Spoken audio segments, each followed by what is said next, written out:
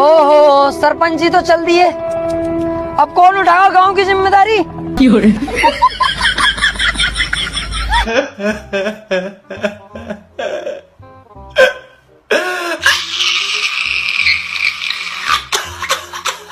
दोस्तों, पाकिस्तानी दुनिया का वो वाहिद मुल्क है जहां पर करतूत बदलने के बजाय कानून ही बदल दिए जाते हैं। हुकूमत काजी को एक्सटेंशन देना चाहती थी। 25 अक्टूबर 2024 काजी साहब की फिरौनियत का वक्त खत्म हुआ चाहता है। 25 अक्टूबर को ही मुल्क भर में अवाम की तरफ से यौम निजात मनाने का ऐलान किया गया है। लोग मिठाई की जगह पर डोनट्स तकसीम कर रहे हैं। काजी फाजिसा की बीवी सरीना फाजिसा कहती है कि काजी साहब की रिटायरमेंट के बाद हमारी काम वाली बाइक की छुट्टी हो जाएगी, क्योंकि अब घर के सारे काम काजी फाजिसा खुद ही करेंगे।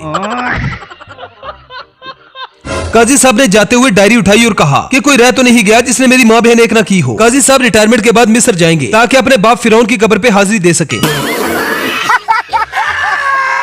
मजे की बात यह है कि एक तरफ काजी साहब की रिटायरमेंट हुई और दूसरी तरफ बाबूजी की क्लच प्लेटों ने धुआं मारना शुरू कर दिया। बाबूजी ने भी लंदन जाने की तैयारी पकड़ ली। अवाम ने अपना जाती नोटिफिकेशन जारी करते हुए कहा कि 26वीं आईनी तरमीम के बाद मौलाना के नूरानी चेहरे को स्याह कर दिया जाए। मौलाना साहब को और के गुलाब के नाम के बजाय उनके पुराने नाम से ही पुकारा जाएगा। बहुत नाजुक सूरत हाल है। हुकूमत का बस नहीं चला, नहीं तो काजी को 3 साल के लिए मजीद एक्सटेंड कर दिया जाता, और अब इनका बस चले तो ये मोहसिन नकवी को 27वीं आईनी तरमीम करके चीफ जस्टिस के ओहदे पर फाइज कर दें। काजी साहब को इस बात का गुरूर था कि मैंने आइन पढ़ रखा है, बाकी जजेस तो अदालतों में बैठकर खोए मलाई वाली कुल्फियां चूपते हैं। इस बात में कोई शक नहीं कि जिसको भी पाकिस्तान में शऊर आ जाता है, इस सिस्टम को देखकर उसका दम घुटने लगता है, और जिसे कुर्सी का चस्का लग जाता है वो लंतु वाले डोनट भी कबूल कर लेता है।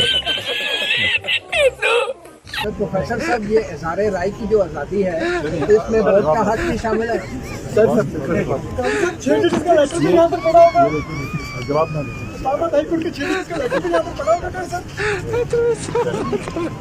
जगह दे दें, आप मर्जी खराब ना करें। मतलब हम जरा मुआशरा मुआशरा है ना, जरा जगह देंगे किसी को या नहीं। कितनी बदकिस्मती की बात है कि अरशद नदीम एक नेजा फेंककर करोड़पति बन गया, जबकि इस मुल्क को इज्जत दिलवाने वाला बड़े बड़े मिसाइल फेंककर भी कैदो बंद में रहा। इमरान खान ने जिस चीज को भी हाथ लगाया वो सोना बन गया। अवाम ने उसे अपने सर आंखों पे बिठा लिया, हीरे जोहरात से भी कीमती कर दिया। फिर दुनिया ने देखा कि पीटीआई का कचरा भी अरबों में बिका, और पाकिस्तान की हिस्ट्री में सिर्फ 2 ही खवातीन आई है। एक थी फातिमा जिन्ना जिसने कौम को बनाया, और हमें मिली खातिमा जिन्ना जिसने मुल्क को डुबाने के साथ साथ बेड़ा गर्क कर दिया। मौलाना ने 26वीं आईनी तरमीम का भरपूर साथ दिया और ये साबित कर दिया कि डीजल डीजल ही होता है, जो सिर्फ बड़े बड़े गैलन भरने के लिए ही काम आता है।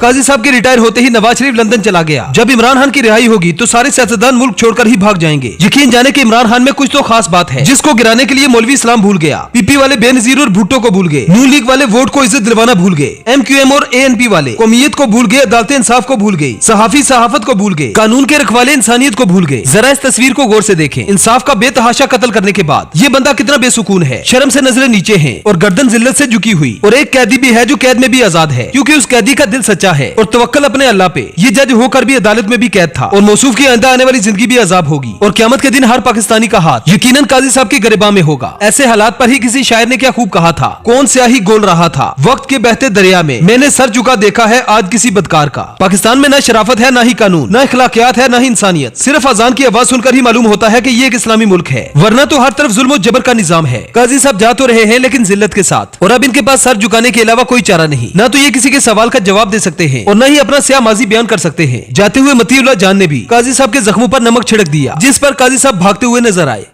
काजी साहब, किसी फैसले पर अफसोस है?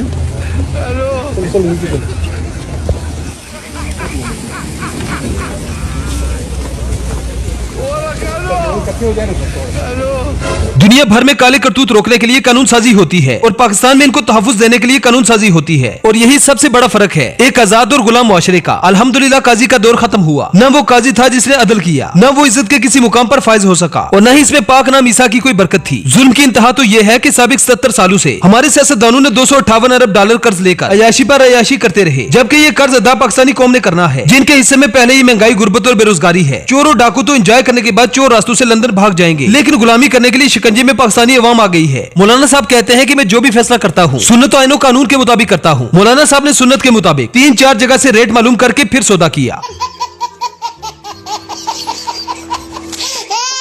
मतलब मौलाना साहब पहले नूरानी थे, फिर मौलाना साहब ने नूर के 1000 फुट बुलंदी से डीजल के ड्रम में छलांग लगा दी। किसने सोचा था कि जस्टिस मुनीर का रिकॉर्ड भी टूटेगा, लेकिन काजी साहब फरमाते हैं कि रिकॉर्ड तो बनते ही टूटने के लिए है। काजी फैज ईसा ने जस्टिस मुनीर का आखिरकार रिकॉर्ड तोड़ ही दिया। काजी साहब ने हल्फ उठाने से पहले ही कहा था कि मैं खान के चाहने वालों को चुन चुन के मारूंगा, और फिर काजी साहब ने ये सब कुछ करके भी दिखा दिया। काजी साहब के मुखालफिन तो मुखालफिन, आज इनकी रिटायरमेंट के बाद नून लीग वालों ने भी यही कहना शुरू कर दिया है कि काजी साहब ने एक्सटेंशन के शौक में न सिर्फ आईनो कानून के साथ खिलवाड़ किया, बल्कि पूरी अदलिया को भी तकसीम कर दिया। तहरीक इंसाफ और इमरान खान से बदतरीन सियासी बदला लिया। काजी साहब के दौर में ही मुतनाज़ तरीन इलेक्शन हुए, और फिर काजी साहब की सहूलतकारी की वजह से ही फॉर्म 47 की हुकूमत बनी। काजी साहब ने जाते हुए भी 26वीं आईनी तरमीम करवा कर ही दम लिया। लोगों पर जुल्म हुआ, लेकिन काजी साहब ने चूं तक न की। औरतों की चादर चार दीवारी पामाल हुई, लेकिन काजी साहब तो खबरें ही नहीं देखते थे। हजारों लोगों को जेल में डाला गया, लेकिन काजी साहब के मुंह से आवाज न निकली। काजी साहब ने तो अपने पेटी भाई, अपने साथ वाले जजेस पर होने वाले मजालिम पे भी आवाज न उठाई। काजी साहब ने जाते हुए कहा कि मैंने जिंदगी में वैसे तो कुछ नहीं किया, लेकिन जाते हुए 3 चीजें ले जा रहा हूँ: हराम का पैसा, लानत और डोनट। Thanks for watching.